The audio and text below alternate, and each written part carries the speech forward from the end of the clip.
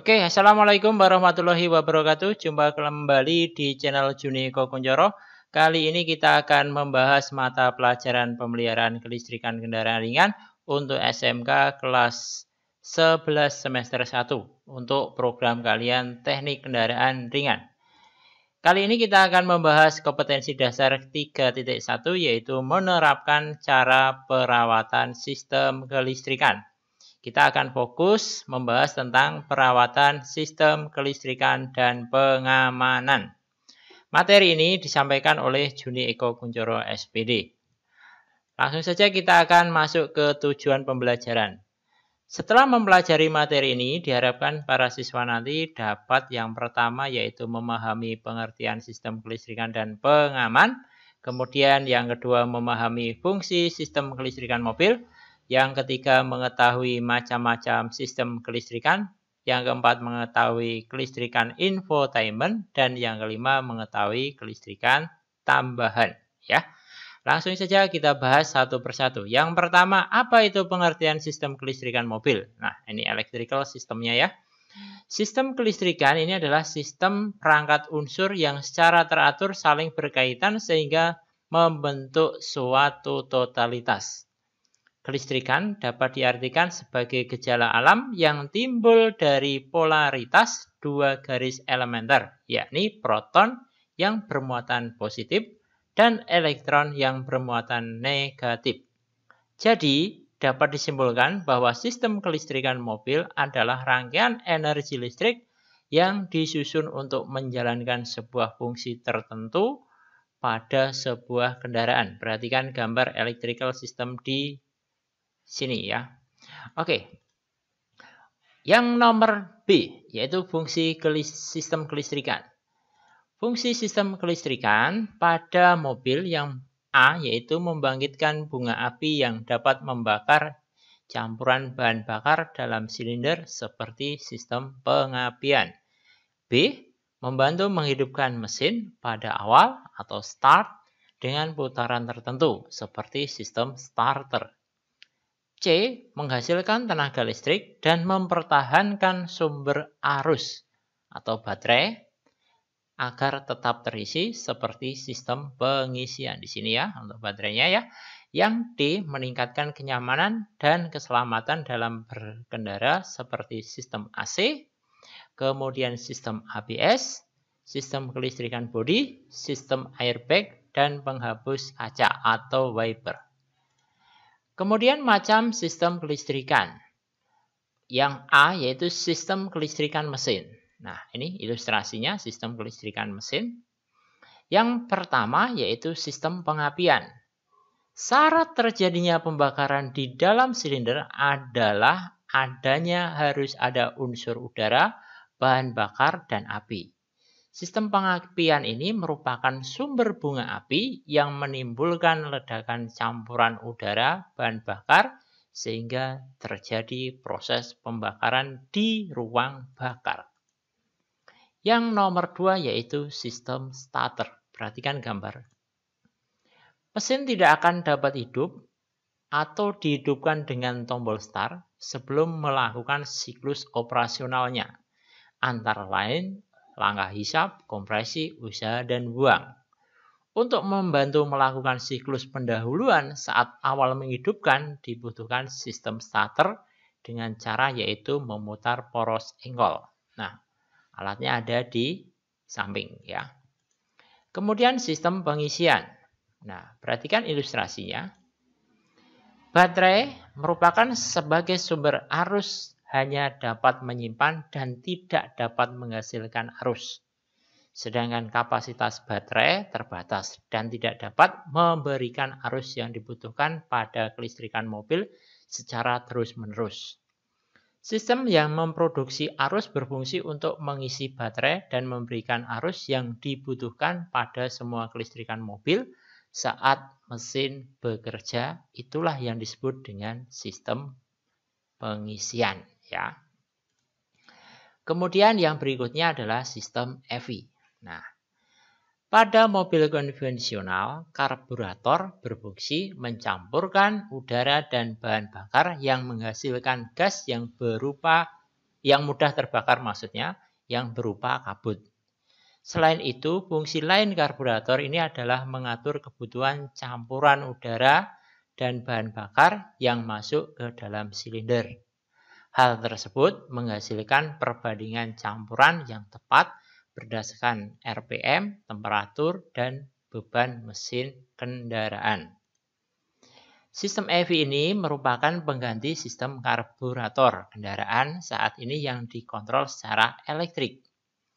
Sistem EV juga berfungsi untuk menyetarakan perbandingan udara dan bahan bakar yang masuk ke dalam silinder dengan cara menginjeksian yang sesuai dengan kondisi kendaraan. Yang nomor 5 yaitu sistem common rail. Perhatikan ilustrasi gambar yang ada.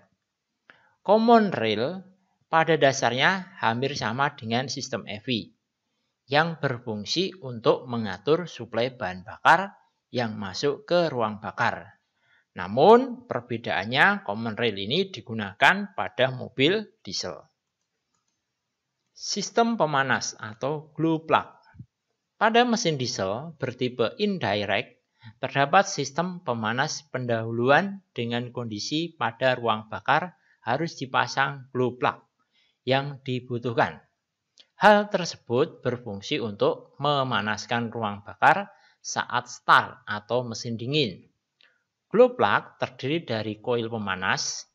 Pada mesin diesel tipe indirect terdapat sistem pemanas pendahuluan di mana di dalam ruang bakar dipasang glow plug yang dibutuhkan untuk memanaskan ruang bakar pada saat awal start ketika mesin dingin. Nah, ini untuk gambar glow plug-nya ya.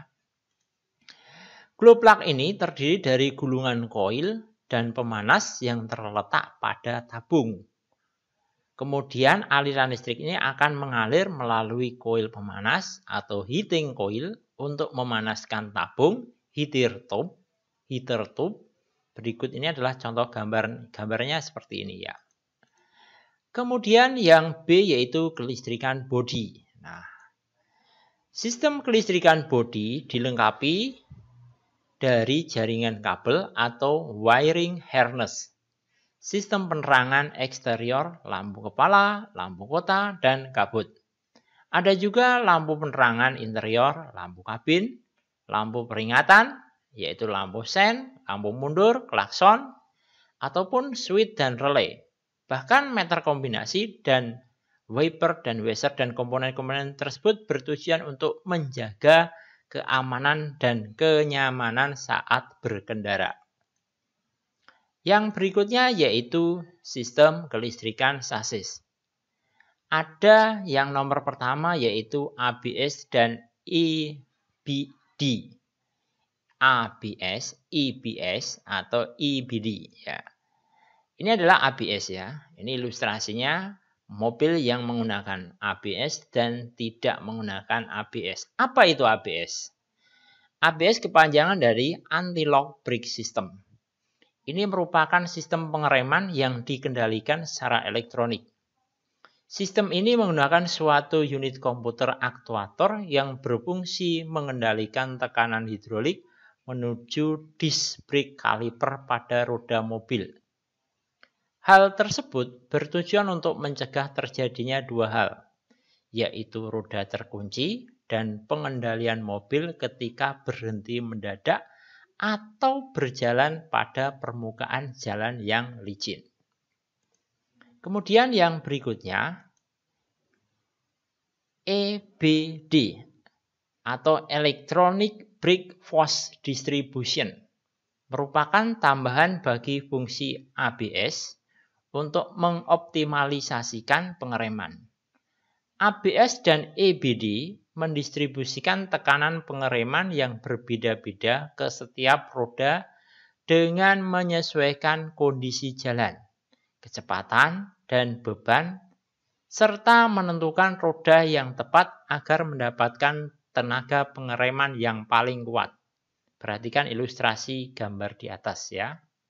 Dengan demikian, tekanan masing-masing pada roda ini seimbang ya. Kemudian ada lagi namanya brake assist. Apa itu brake assist? Brake assist merupakan sistem bantu rem yang bekerja saat kendaraan membutuhkan daya pengereman yang besar. Hampir seperti booster ya. Hal tersebut dapat dijelaskan dalam beberapa situasi antara lain saat pengereman mendadak, jalan menurun, atau beban penuh yang dikontrol oleh ECU. Sistem ECU tersebut berdasarkan kecepatan penerapan pedal rem atau kenaikan tekanan master cylinder rem. Ini untuk brake assistant. Kemudian ada lagi yang nomor 3 yaitu traction control. Apa itu traction control? Traction control ini berfungsi menambah stabilitas pengendara dengan cara mengurangi output mesin dan melakukan pengereman secara efektif untuk menahan roda tidak tergelincir. Bentuk kegunaan traction control ini adalah kendaraan dapat dihidupkan start dan berakselerasi lembut pada permukaan jalan yang licin. Perhatikan gambar di samping. Meskipun hal tersebut berakselerasi saat kondisi berbelok, digunakan untuk mobil off-road 4-wheel drive agar mobil tidak terangkat ke atas atau tergelincir. Kemudian ada lagi namanya VSC atau Vehicle Stable Control.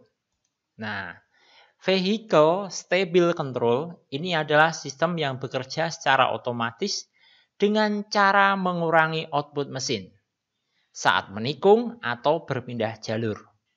Sehingga keadaan kendaraan tetap terkontrol secara aman sesuai jalur lintasannya.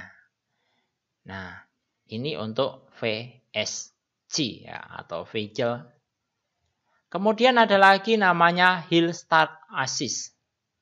Hill Start Assist merupakan sistem yang bekerja saat kendaraan berada pada daerah menanjak lebih dari 45 derajat. HSA ini menahan secara otomatis sehingga pengemudi memiliki cukup waktu untuk memindahkan kaki dari pedal rem ke pedal gas dan dapat menekan gas sebelum terlepas dari kondisi pengereman. Kendaraan dengan jenis SUV, Sport Utility Vehicle, dan truk ini dilengkapi dengan Downhill Assist Control atau DAC. Hal tersebut bertujuan agar mobil dapat berjalan stabil saat kendaraan berada pada jalan yang menurun. Cara kerjanya yaitu dengan memberikan pengaturan berapa besar daya rem yang harus dikirim ke masing-masing roda. D, yaitu sistem kelistrikan infotainment. Selain keamanan, fasilitas setiap kendaraan saat ini telah berkembang. Teknologi yang bersifat memberikan informasi terkait kondisi mobil secara umum dan hiburan yang diperlukan dalam memberikan kenyamanan bagi pengendara. Salah satunya adalah sistem audio ataupun audio video, mungkin ada tambahan GPS, ada USB port, dan cigarette lighter. Nah, berikut ini adalah contoh gambaran kelistrikan infotainment tadi ya. Nah, di samping ini. Kemudian yang berikutnya adalah sistem kelistrikan tambahan. Sistem kelistrikan tambahan atau aksesoris ini merupakan sistem yang termasuk di luar sistem kelistrikan utama, memperhatikan faktor keamanan dan kenyamanan dalam berkendara. Nah, kesimpulan pada pertemuan kali ini, yang pertama yaitu sistem kelistrikan ini adalah perangkat unsur yang secara teratur saling berkaitan sehingga membentuk suatu totalitas. Fungsi dari sistem kelistrikan ini yaitu membangkitkan bunga api, membantu menghidupkan mesin pada awal start, menghasilkan tenaga listrik, dan mempertahankan sumber arus atau baterai. Serta dapat meningkatkan kenyamanan dan keselamatan dalam berkendara. Macam kelistrikan itu meliputi kelistrikan mesin, kelistrikan bodi, kelistrikan sasis, kelistrikan infotainment, dan kelistrikan tambahan. Sekian, sampai jumpa di pertemuan dan materi berikutnya. Jangan lupa subscribe di channel kami agar tidak ketinggalan informasi video pembelajaran yang lainnya. Sampai jumpa. Assalamualaikum warahmatullahi wabarakatuh.